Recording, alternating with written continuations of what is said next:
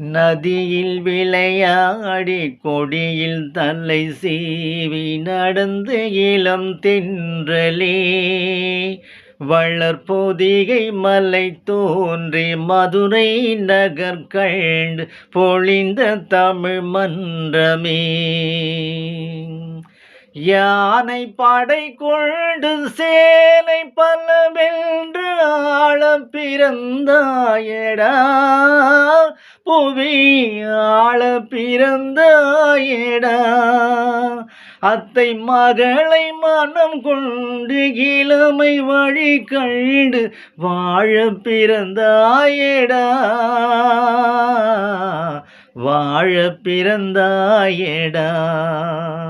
அத்தை மகளை மனம் கொண்டு இளமை வழி கண்டு,